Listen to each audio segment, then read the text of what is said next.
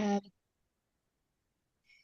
Good evening and welcome to this is a bit of a warm-up event, but it's much more than that because we've got fantastic speakers this evening. So welcome to Impact Players Challenge Accepted. That will always make me think of how I met your mother. I don't know if anybody used to watch that show. Challenge accepted. But we're in conversation with the wonderful Kathy Booth and Kate Brown in this evening, and we're delighted to have both of you here. We're excited to hear from you. Both are big on endurance sports, on challenges, on pushing themselves well out of their comfort zones. And the reason why we talk to people like Kathy and Kate, they're both excellent leaders and business people. They're both big into sport. And we love that intersection of sport and business because we know that we can learn so much from both sides, and particularly from the sporting mindset. And that's what Impact Players is all about. So we're just under 3 weeks out from Impact Players, 3 weeks yesterday. We'll be gathering in Belfast for the big conference. And our goal is to have more mini events like this throughout the year so that we can build that community, we can build that insight, we can support each other. And I know hearing from other people, their stories, that's what inspires me, to hear why people do what they do, what they learn from it, what we can all take from it. And Lisa knows Kathy and Kate well. I've met them this evening and I could not be more excited to hear what's to come. So, without further ado, I'm going to hand you over to Lisa, who will introduce our guest properly. So Lisa and I are the co-founders of Reboot, which is our business, and Impact Players, which is our leadership conference. And Lisa's hosting the conversation this evening as she's just better at that kind of thing than I am. So That's very funny. Thanks, Sinead. It's very true. So Thanks. I'll leave these fantastic photos in the backdrop as you talk. Oh, I love these photos. Thank you. And welcome everybody, and welcome especially to Kathy and Kate, our special guests on tonight's session. We're delighted to have them, and I'm privileged to know both of these people personally. I've worked with them. I'm not going to say I've cycled with Kathy because that would be a slight bending of the truth. But I've participated in one of Kathy's brainchild ideas, which is going to tell us about in a minute. And which was an absolutely phenomenal experience to be a part of. I'm just going to give you some headlines of these two amazing individuals that we've got on the call tonight. So Kathy's one of those people who says yes to endurance challenges of all kinds. And I'm just in awe of how she fits these things in. She's also a top level HR consultant, works with high performing teams and builds leadership in teams, and is just an all round lovely person to be around. And has also won numerous awards for her efforts in bringing sport and charitable fundraising together. And we're going to hear a bit more about that. And Kate is one of those people who started off, has an amazing career journey, started off sniffing socks in Unilever and is now leading massive security initiatives at Barclays, and is a marathon runner and uses marathon running to involve her team in charitable exploits as well. So we're going to hear from both of them, and we're just going to let the conversation flow. You've got a chat box there. Please put in any questions you have as we go. That'll make the conversation even richer, and Sinead will give me a shout out with the questions. And I don't know if there will be polls. Who knows what we'll do. Sinead and I love to break bring the energy and see what happens as we go through the call. So, Kathy, your first up. Right. I mean, 480 miles around Northern Ireland on a bike. I mean, with teams and so many people participating. I think 300 riders in 48 hours. Where did that idea come from, and how far has it come since you had that first idea? Yes, listen, thanks so much. I nearly didn't recognize the person that you described, Lisa, so that was very nice of you to introduce me in that way. So yeah, so Pedal the Periphery, which is the 480 miles in 48 hours, is a bit of a bittersweet story. So it was founded 4 years ago, myself and my sister, in memory of two loved ones that we'd lost with pancreatic cancer. Having been involved in endurance sport for 25 years now, we felt that it was something that we could do to raise awareness and funds. And if I fast forward that now for 3 years, at the end of the first year that we did it, we raised £102,000. And everybody sort of said, well, what are you going to do with it now? And I suppose we recognised the impact that an event like that had in terms of really bringing hope and light to a really dark place that is pancreatic cancer. And we realised that it was something that people asked us to continue, so we turned it into a team event. And fast forward a year, as first year of team event, there was 97 people across 9 teams raising £97,500. Last year we had 21 teams and raised £210,000, and this year we closed entries because we sold out. And we have 300 people across 28 teams. So it is hugely bittersweet, but also it's been incredible to see, as of last year, 300 new stories created from an event that's not ours. It's everybody's event. So that's the story behind Pedal in a snapshot. And you missed the highlight, Kathy, that I did my 54 miles on a tandem in year 2 on a tandem. I'm just saying. Yes. I think that deserved a special shout out. And you only fell over twice. And I did fall off, yes. And I did rip my very expensive Rafa tights, which Rafa fixed. Maybe they'll sponsor next year's Impact Players because I mentioned them on the webinar. Who knows? But Kathy, what you didn't mention was in year 1. Tell us what you and Andrea did in year 1, which really got this idea off the ground. Yeah, well, so we cycled non-stop 480 miles in the 48 hours. And, you know, I suppose that, as I said, we've sort of done team and solo endurance events for a fair few years now. So we weren't being stupid about it. It kind of wasn't our first rodeo with this. But the biggest difference for me for that year that we did it was I knew what endurance, the physical impact endurance had on my body and the mental impact it had on my body. This event was very different. It was hugely emotional. And what I didn't really plan for was the emotional impact that event had on me in terms of the reason why we were doing it.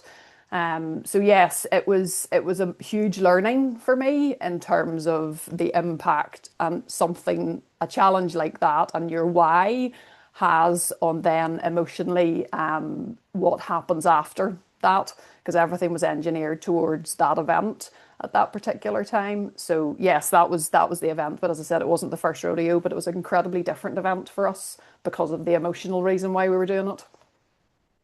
Yeah, and the photos from that whole event are like really do tell that emotional story, Kathy. And I know you went on to win an award for the amount of money that you and Andrea raised, which was really phenomenal.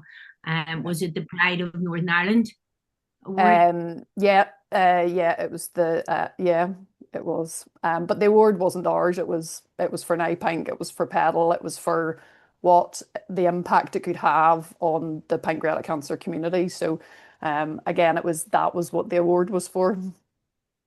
Yeah, thanks for that, Kathy. And I'm sure people have questions about that and feel free to put them in. Yeah, it is amazing.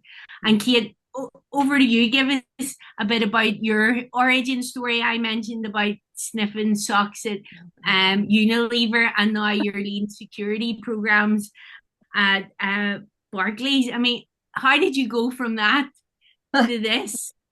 It's been a strange career in a lot of ways. So I started in Unilever as an apprentice at 18, and my first job was sniffing socks. And that probably needs a little bit of explanation, because everyone's thinking, is that something you do for a living? So I used to wash 50 pairs of socks and take them out to the people who work on the factory floor in Unilever. They'd wear them all day in a very hot and sweaty factory. I would go back at the end of the day as a very shy 18-year-old, very shy. And most of the people working on the factory floor were men. I used to have to go back and collect the socks. I would then take them back to the laboratory and sniff them. And then I would wash them, and then I would sniff them again to make sure that the odor had gone. So it was testing laundry powder and the effectiveness of laundry powder. So I did that for about a year. And then I got a promotion to the shirt test. Now, this won't surprise you too much. I used to take the shirts out to the people who worked on the factory floor, and I used to bring them back at the end of the day, and I used to sniff them, and I used to wash them, and repeat and repeat. So that's how my journey started in Unilever. And Unilever's a fabulous company. They make things like Hellmann's mayonnaise, Ben & Jerry's, Dove soap, all sorts of interesting products. And it truly was a fascinating place to work. So I worked there for 31 years. And then I found myself doing something really quite strange during COVID. So Barclays got in touch and said, do you fancy a job with Barclays? My gut instinct was, no, I really don't. I've never wanted to work for a bank. I liked what I did. But I guess, like everyone's world, it kind of shrunk a little bit during COVID. So when I used to go into the laboratory and see, we had 900 people working there, there were lots and lots of people that I'd see on a daily basis. During COVID, it was kind of the same 10 or 15 people that I worked really closely with. And I found myself saying yes to 7 interviews at Barclays. And at the end of that, I found myself saying yes to joining that organisation. And someone who I worked very closely with in Unilever, who was a coach at the time, said that if you were going for a higher level role, so it was my first director role, you should pick something that is about 60% familiar to yourself. And I found myself completely ignoring all of his advice. So it was a new grade, it was a new sector, it was a new discipline. So I'd never worked in security before, I'd never worked in a financial sector, and it was a whole new company after working for 31 years in a company where I'd grown up, basically. So yeah, I found myself in a very different place working in Barclays. I haven't sniffed a single sock since I've been here, you may be pleased to know, or sniffed an armpit, which I've done as well. So yeah, it's a very, very different place indeed. Wow.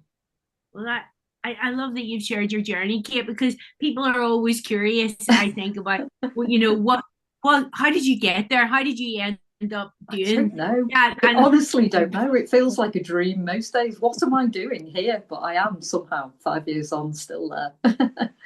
And you're still there. So you must be doing something right, because we know there's across financial services, there's always headcount calls, Constantly. if that's the right term. So that must be quite and security's ever changing as well.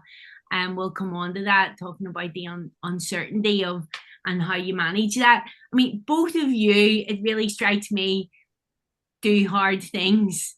And I wonder, what the motivation is around that. Like, what prompts you to do these hard things? Or when did you first notice when you realized I love doing hard things? Cassie? Oh, sorry. It's funny because that, like, I suppose for me it's perspective, because I don't think I do hard things. I look around me, and I look at people who are faced with issues and challenges every day. I look at sort of people who've just been recently diagnosed with cancer. I look at people who are unwell. I look at, and I sort of feel like I choose what I do, and so therefore it's not hard. I 100% believe it's a complete privilege to enter the things that I enter, to do the things that I do, because I'm choosing to do it.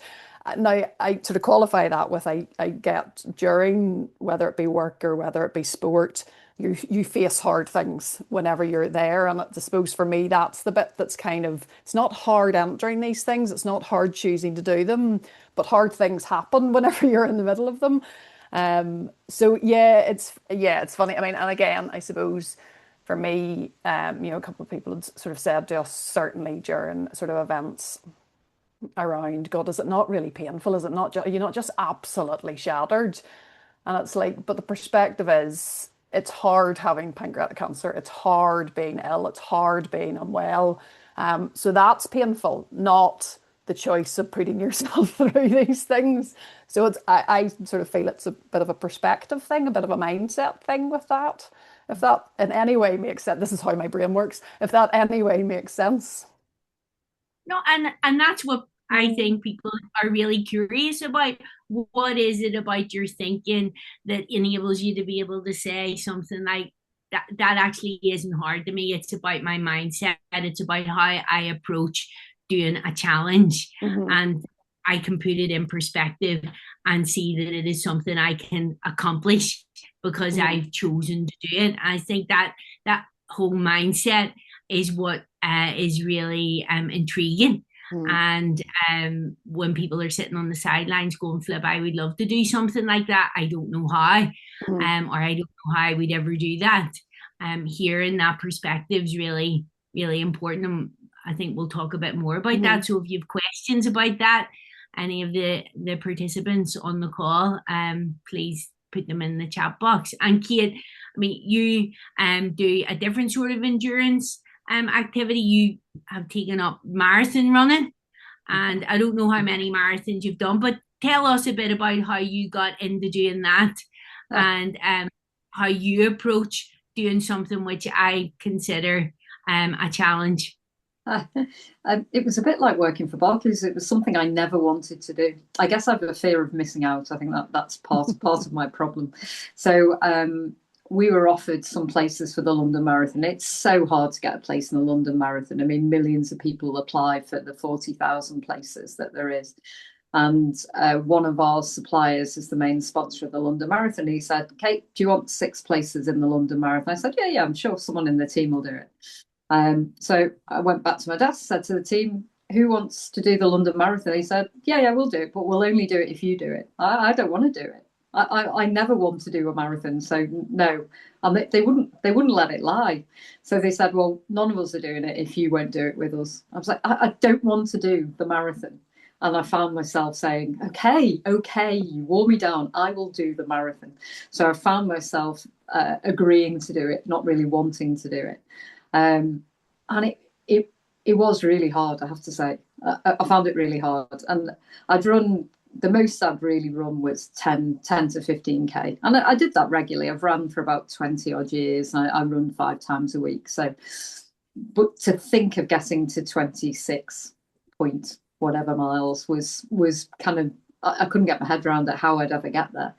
And it was really hard. And it takes me back to doing the London Marathon. If you've done a marathon, you kind of get grumpy around, and it's probably the same, Kathy, when you're on a long ride, or you kind of get grumpy when you get tired. And this man bumped into me really hard, and I just said, oh, thanks for that. I got really grumpy. And he said, what time do you want to do? So I told him the time. He said, you're not going to make it. What do you mean I'm not going to make it? He said, I know you're not going to make it because I want a similar sort of time and I'm not going to make it. I said, I am. And if someone tells me I can't do it, that therefore means I will almost certainly do it. So if I'd carried on walking, I wouldn't have made it. But because he said I couldn't, that made me run off as fast as I could. And I did actually do the time I wanted. So, yeah, I think I have a fear of missing out, kind of long way to answer your question, Lisa. A fear of missing out. And I love doing things, being part of a community. Because even if you run on your own, there's so many other people who are training for an event like that you're not really on your own. And I guess that's why I like doing hard things. I like to try and do one hard thing a year if I can. Brilliant. I love that. And what's really interesting to me is the different perspectives that we can have around approaching what might be challenging for one person, and I bring it on for someone else. And we know it's coming up. It's coming up the London Marathon and the Belfast Marathon. I'd love to know in the chat, is anyone doing either of those two marathons? I do know Danielle Hill, Olympic swimmer, is doing the London Marathon next so weekend for Alzheimer's. Is that right, Danielle? If it is, put your link in the chat. Why not? Yeah, please. Yeah, always good to amplify that. You might get a few extra pounds. Karen saying she can relate. She did the park run the next minute. FOMO prompted her to sign up for the Belfast Marathon. I mean, I love that. I love that there's something about community, and that's what I know from our work, Kathy, with around pancreatic cancer, that there's an amazing community. And I mean, Sinead and I did a dragon boat challenge thing on Saturday because of Kathy, because she was so busy with Pedal the Periphery. She delegated that to me, so I find myself doing all sorts of things thanks to Kathy, and I'm sort of a plodder. I'll say yes to it, and I'll kind of just get involved because of what you said, Kate, the community aspect. There's something really amazing when a community gets together. And Polona, who is organising our 5K Your Way walk stroke run the night before Impact Players, was telling me the other day that what she loves most about running is that sense of community, that you can just pound it out, talk to people, and by the end of the session you're feeling so much better, and you've shared a few problems, and it's out there. And I think that's really coming across from what both of you are saying. But Kathy, like, there's a question on all our lips, I think, like you sort of described it, like it's, you just do these endurance things and you just do it. But there must be hard times in a 48-hour endurance event or in a multi-day team challenge. How do you manage that? What do you do practically? What insights can you give us for how you handle that in real time? So the team adventure racing that we would do is, and it's really funny when you describe it to people. They're like, what do you mean you lie down at the side of the street and just go to sleep whenever as a team you decide you're going to sleep? Or what do you mean you're abseiling down a rock cliff at like 4 o'clock in the morning with your head torches on? I don't get it. What do you mean you have to go to checkpoints, and do you have your sat nav on? So the love of the team adventure sport, which is a combination of it's all off-road stuff, so it's running, kayaking, and mountain biking, and you're essentially given a map. And on that map, you have to plot your checkpoints, and the checkpoints are all worth points, and points make prizes. So you have to navigate yourself within a 3 to 5 day period around this course, picking up checkpoints as you go.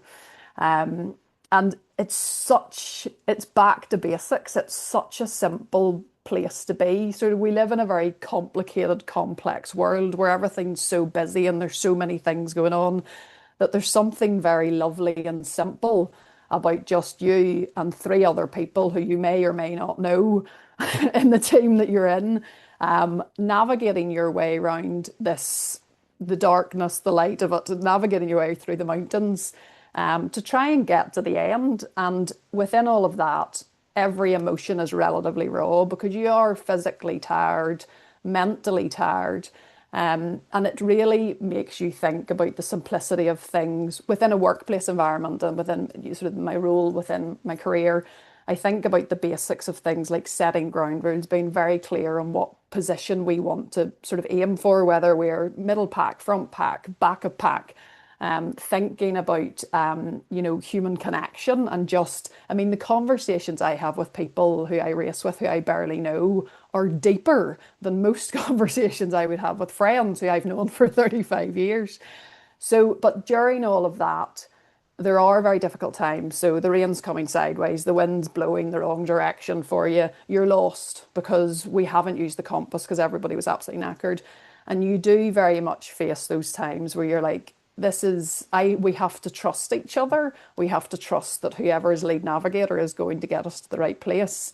But and I do think the rawness of the emotions comes out, but because you've set the ground rules at the outset and you've been very clear on what we're here to do, what each person's role is, the fact that we do 100% trust each other, and we've created a real human connection where we know the only way we're getting through this is with each other, not apart. So the hard times are hard, but we laugh about them and we do silly things like so if you're struggling and you need to be bungeed on the bike or on the run, just a little bit of a pull from another team member, there are no egos. You have to be incredibly vulnerable and be okay with being vulnerable. And we do silly things like we say, right, what's our safe word for today? And the safe word is a word that says, I'm struggling, without saying I'm struggling, because as soon as you say I'm struggling, your body shuts down. So like one of the last races that we did there, our safe word was bubblegum, because bubblegum's quite a fun word. And so therefore people could say bubblegum and we would automatically know that they were struggling. We would just automatically get the bungee cord out and we would start working together. So it's one of those very simple environments, but one where the hard times are hard, but they become very easy because we've been very clear at the outset of what everybody's there to do and what we're all sort of seeking to achieve, and we just have to we trust each other. Wow. So there's trust, there's that connection. I Mm. love that parking of egos. Oh, yeah. And having a laugh as well. So Yeah. it's not like, so people might be looking at going, well, why on earth would you want to do that to yourself? But when I talk to you about Kathy, like it is contagious. I can see why you do one challenge after another and the accomplishment of doing that. I just want to ask, I'm sure other people want to know, did you say bubble gum on that challenge you just described, or are you just like No, yeah. invincible? Oh no. Like you can't, and this is the ego thing. Like you have to expect in a 3 to 5 day non-stop race that at some point, more than once, you are going to be licking the mud off the ground because that's the only thing you have the capability to do. And you have to be okay with getting supported by other people, and you have to be okay with the team making the decision to stop because we need half an hour's sleep because it's the only way we can carry on. Oh no, so I'm like you're kind of okay with that because it's kind of just part of the course. You can't be at optimal levels of performance for 5 days non-stop without at one point or two getting tired. So no, it's you have to be okay with that, and that's the lovely thing about it, is the fact that you kind of all go in knowing that you need each other. And how does that, I mean, and I'm going to come to you in a minute, Kate, as well, to think about this when we're in environments where there's extreme pressure, or there's a time deadline, there's a team expectation, there's something to be accomplished. How do you cope with that yourself, Kathy? How do you regulate and keep things in perspective? And then I'll come to you as well, Kate, with that. Yeah, so I do think that sort of taking what you do in that environment and putting into a workplace environment, there's a lot of similarities, but there's obviously a lot of differences as well.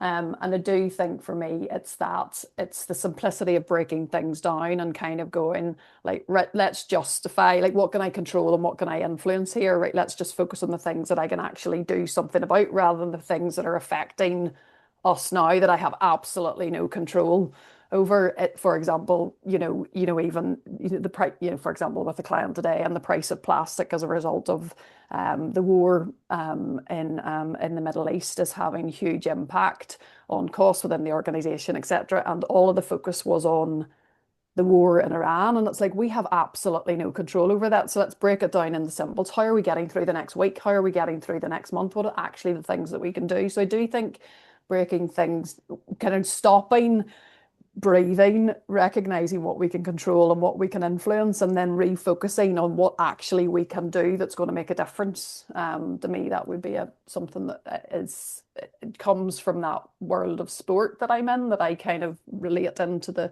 world of work that I do. Thanks, Kathy. Do you need anything I need to bring up there? Well, we'll let Kate answer, Okay, and then that's fine. Danielle's got a question. Okay. So Kate, I mean, I have some familiarity with the world of security and its volatility, and when things go wrong in security, like it's potentially catastrophic on so many levels, and it's just not confined to one small area. It can have global reach, and you're in a global financial institution. Like, how do you deal with that? The consequences of actions that are taken or things outside your control, because people are watching you. You're the director of security. How do you manage that? Yeah, it is true. Luckily, Barclays Security is, I've got to say, it's first rate. So we're not so much in the eyes of the public, but we are in the eyes of regulators. So regulators regularly inspect our controls that we have, because we need to keep our customer and clients' money safe and secure and always available. So regulators will come along. We have many regulators from different countries will come and inspect us at different times during the year, and then we'll have a big action remediation plan that we need to fix, and they are very, very sensitive. So you can lose your banking license if you don't satisfy a regulator, if they have findings against your security controls. So out of a regulatory finding, out pops. So I work in the world of technology primarily. I also work in education, so I educate our colleagues around all things security, especially cybersecurity, which is interesting. But out will pop a big technology program. We have very, very tight deadlines, and there is no appetite from our seniors in the organisation for missing those deadlines. If anyone's ever worked in project management, nothing ever goes to plan. It just doesn't. So it's all about the strength of the plan, having a plan that you believe in, having good people around you that you can trust to deliver on that plan, but also having people who are comfortable enough to say to you as a leader, I don't think we're going to get there on this date unless we do something different. It's not going to work for all of these reasons. And these are all of the risks that we face. And we need to think about these risks. And it's having that trust within a team that is just so important when something goes wrong. But it is, sometimes the plans are so big, it's like standing at the bottom of a mountain thinking, how the heck are we going to get to the top of this mountain and back down the other side? So we're kind of in the clear with this plan. But it's a bit like running. It's just breaking it up into really small, manageable segments. And that's what's really important, I think. And same bubblegum, if it's not going right. Because you've got to be honest, if we're on a really tight deadline on a project, you have to be able to say, we're not doing this right. We need to think again. We need to rip up the rule book and we need to think again, because you can't go late on regulatory findings. So yeah, it's the strength of a plan, having good people you trust around you, breaking it up into segments, I would say. That's how I would handle it. But also kind of looking up as well from what you're doing every now and again, so you get renewed energy, I think is really important. So helping other people, just do, someone who needs help gives you renewed energy and focus, I think. So I like to try and look up every now and again when I'm on a big tight project. And Kate, I'm curious, how does running help you? Because it's immense, there's a lot of expectation and a lot of changing goals, posts, milestones, markers in your world day and daily. So how does running fit in with all that? Yeah, running's really important to me. I think during COVID, running got even more important to me. That's when getting out of the house, because I don't like being stuck in the house, getting out of the house and going for a run became even more important. I've always done it, but it took on a whole new life, I think. I think running gives me a sense of calm. Running for me, it never gets easier, never. And people say, well, it must get easier because you get better at doing it. That's not true. You either run faster or you run longer. And it must be the same for Kathy with cycling. You just kind of push it a bit more. It never gets easier.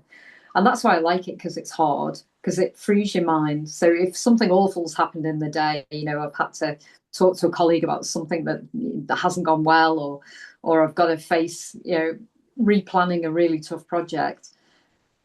If you go for a run, at first it's there and you're kind of running with it at first, but you get caught up in a run because it's hard and it frees your mind. And eventually you're just hearing your own footsteps kind of pounding on the pavement. And there's a real sense of calm about that kind of regular kind of patter of footsteps that really is important to me. I know that there have been times in my career when I've stopped running, and I actually didn't notice. It was about 2 years ago. I kind of almost didn't notice I hadn't ran because life had got so hard. And that was a real warning sign for me that I needed to be kind to myself, to take care of myself and get back out there. And as soon as I started running again, things started to improve. So it's really that sense of calm and kind of the feeling of headspace.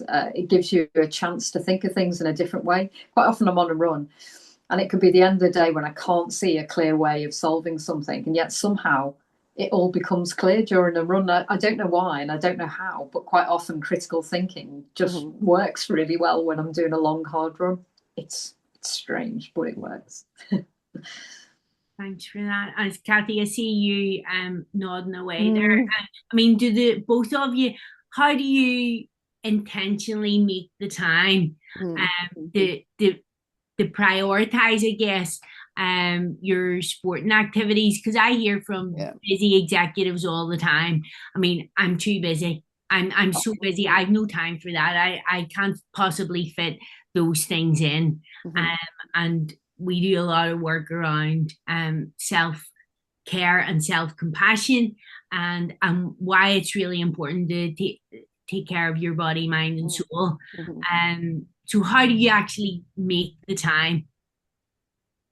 Yeah, it's funny, I can't remember where this whole concept came from. I was either listening or reading a book about it, and it was somebody who made a comment about they don't view their running, cycling, whatever their activity or sport is, they don't view it as something that they have to do in addition to their workday. They view it as part, so it's integral to their workday. And I would 100% agree with Kate in that sort of headspace side of things, where you come up with solutions to problems, you come up with the best ideas, you come up with clarity whenever you're out in sort of space, whether it be running or cycling or just walking the dog. I mean, I think it's just one of those things where I don't view it as something I have to do in addition to my workday. I view it all together as this is part and parcel, because I would agree I'm much better at my job when I am physically active. So when you're able to squeeze in, and I'm a big fan of, if it's important to you,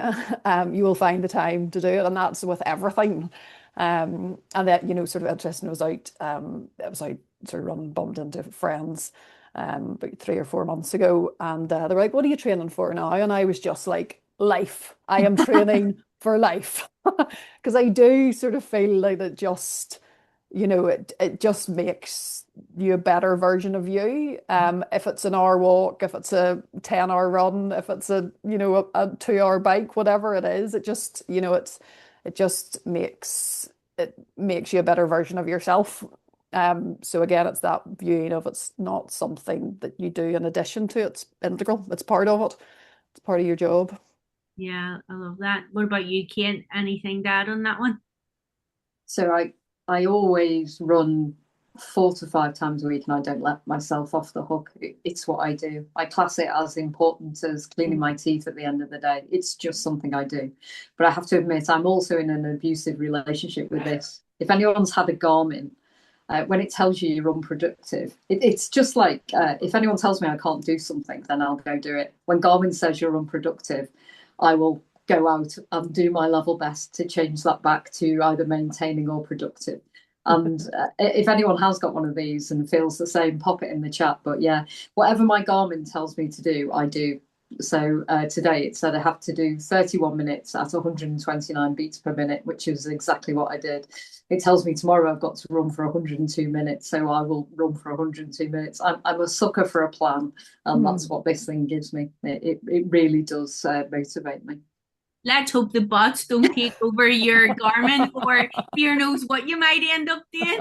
Hacking into the security of Barclays through Kate's Garmin. Well, you do have to be careful if you have if you use Strava or any of those apps. They're one of the main ways that security kind of cyber criminals find out information about you. They can find out where you run, where your house is, and where you run from. So lock it down and only share with friends. So yeah, but no, they are a great thing. I do love my Garmin very much. Said like a true security professional. We love that. I'm going to give some advice somewhere. The higher ups will love that if they ever get to see this webinar recording. Kate, thank you for that. Okay, Sinead, you said there was a question. Well, it's probably been answered, but I'll share it anyway. Danielle said that, yes, she's doing the London Marathon and she has shared her link. So if you would like to support Danielle, that would be amazing. And she said she's doing the London Marathon because she's inspired by Rosie, who's Lisa's daughter. And she asked, what's been your biggest motivator to continue the challenges or pushing yourself outside your comfort zone? I don't know. Kathy, do you have a comfort zone? Always. Yeah, do you know, and I don't know whether it's just now. I mean, I suppose like Kate, you know, have always involved in sport growing up. It's just kind of always what I've done. I mean, and I made this comment this year actually, as long as my body and my mind allow me to continue to do a few creaks now. Like whenever you're out on the bike, I can't figure out whether it's my bike that's creaking or my knees that are creaking or my hips that are going. But I just feel that it's such an important part of me, and it's such an important part of, it's just so much fun that as long as I'm able to do it, I probably will.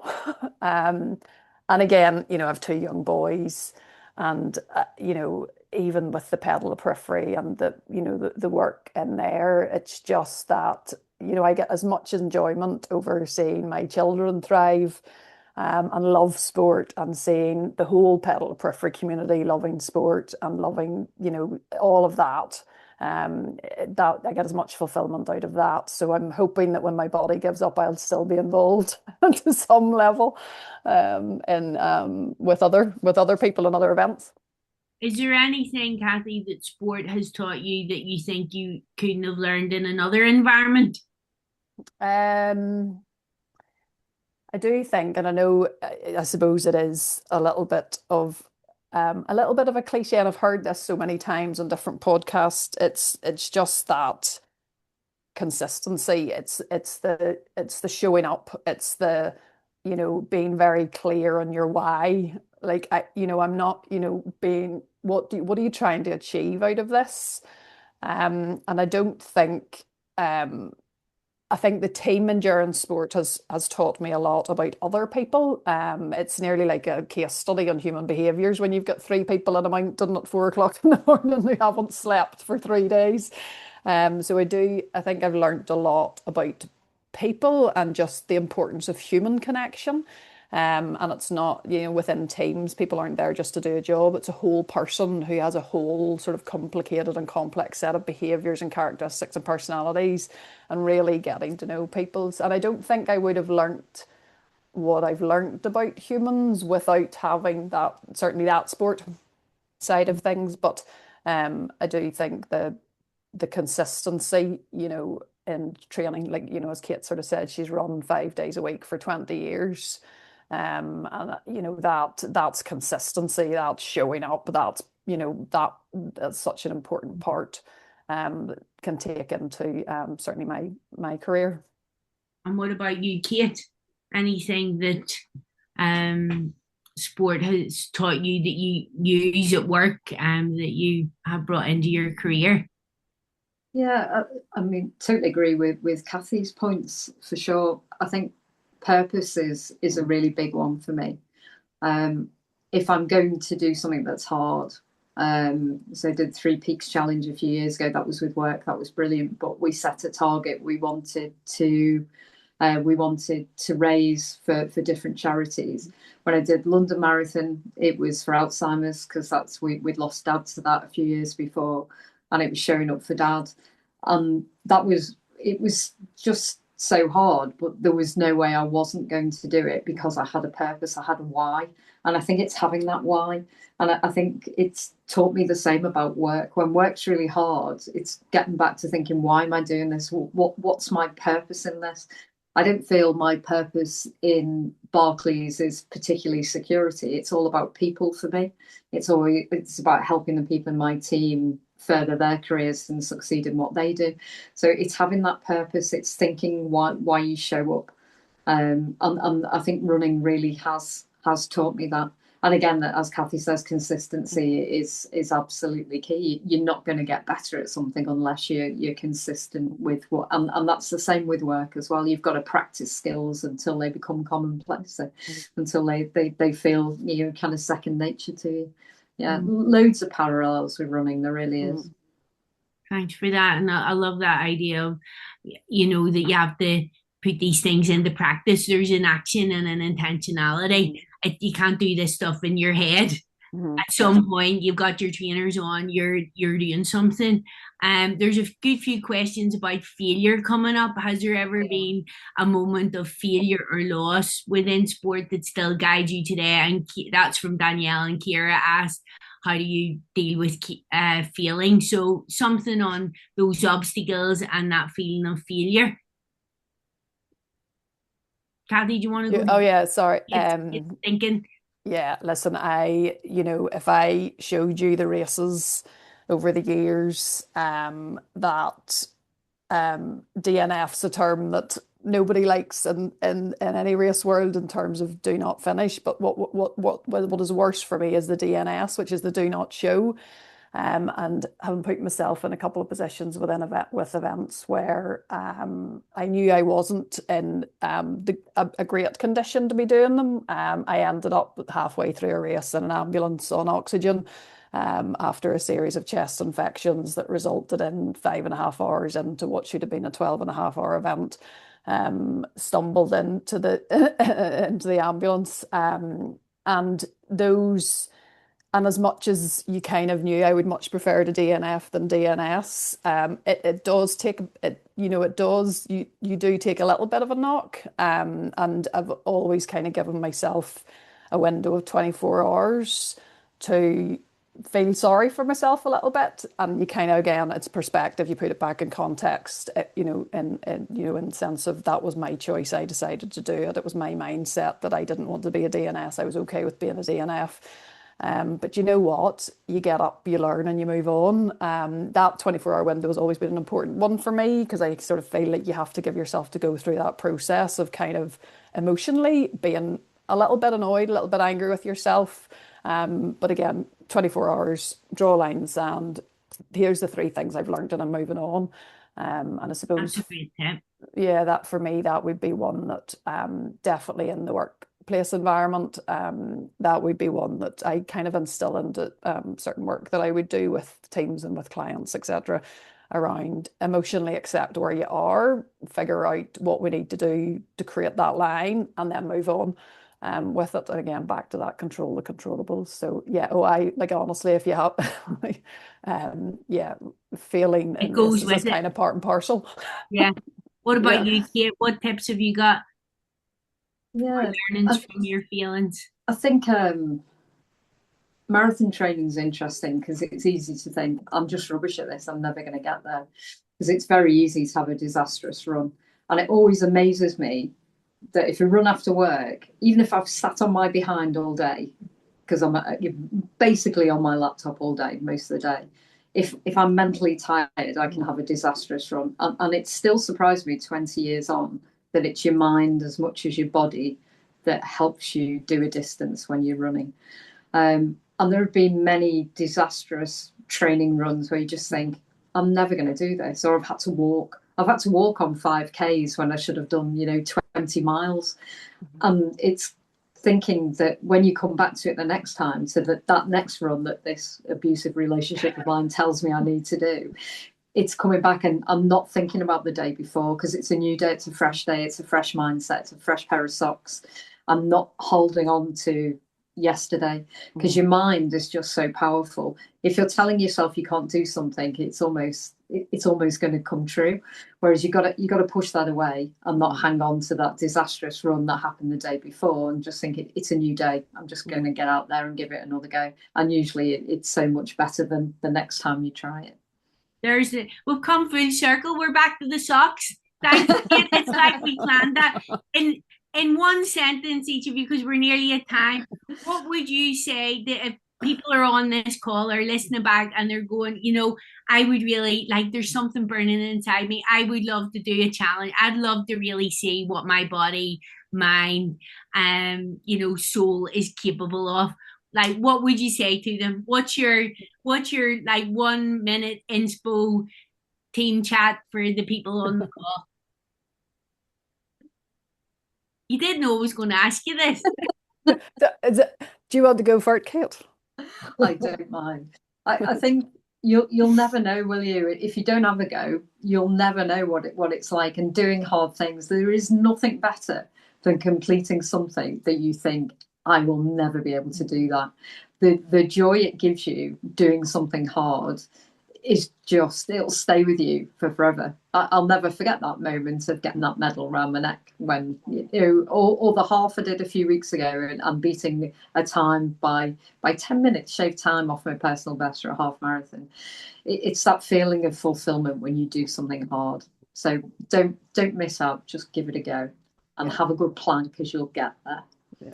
Thanks, Kate. Kathy? I genuinely believe that, I think sometimes with challenges, people are waiting for a moment of clarity to kind of go, I'm going to take this first step. I'm ready to do this. And actually, I think it's the moment before that where you should be signing up for things, because I don't think clarity is ever really a reality these days. So I just think it's rare that you're ever going to get clarity, but just that first step. And if you're looking for an event to do, Pedal the Periphery and Loop the Lock would be a perfect introduction for you, because it's the most supported, amazing experience. But yeah, and again, that whole finding somebody else to be your wing woman, wingman, and doing it together, like it's always that first step with someone, and don't wait for clarity. Do you know what? Just go for it. Thank you. And get some sponsorship. Pick a charity, because then you're not going to back out. Because honestly, there is something in picking something that means something to you. It really makes a difference. Yeah. Thank you, Kathy, and thank you, Kate. We're almost out of time. Sinead, bring it home. So, well, thank you all. Lisa said something during that, I think, Kathy, to you, that it's contagious. I have always said I'll never do an endurance thing, and you've really got me reconsidering now. So I thought that was impossible. Thank you. Inspiring. And this is what these conversations are all about for us. The real, like, you haven't sugarcoated anything. You've shown us the real, true stories behind it. And it's been powerful. So we want to challenge each of you here this evening to think, well, what does challenge accepted mean for you? Now you've listened, now you've been inspired, now you've learned. Pop in the chat, but at the very least, do yourself a favour and think about that for yourself. So thank you, Kate. Thank you, Kathy. We really appreciate you taking the time. And for all of you that maybe haven't looked at Impact Players yet as a conference, it's bursting with conversations like this, with support, and it's that community bit.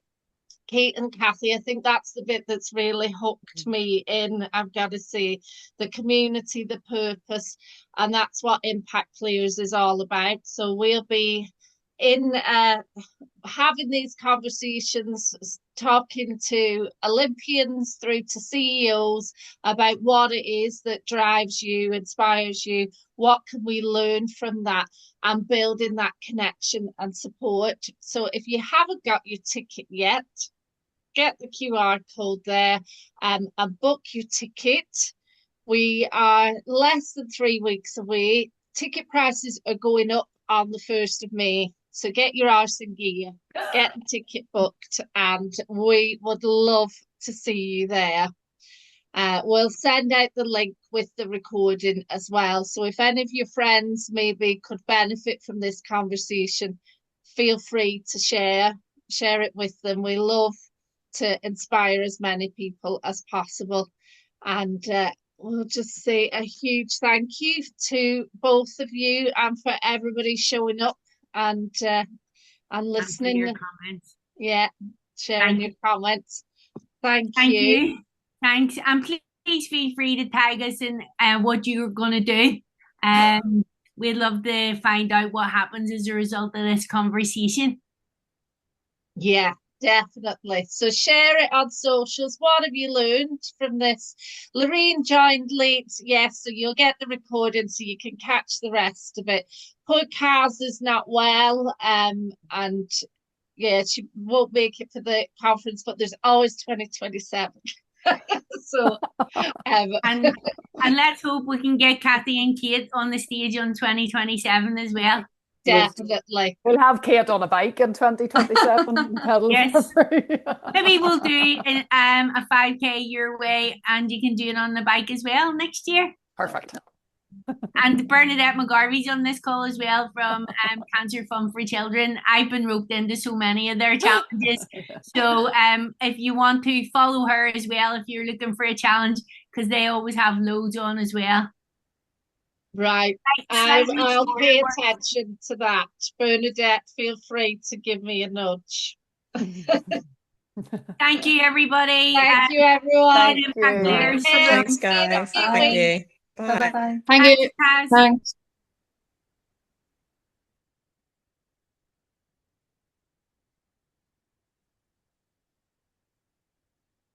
Did you stop recording?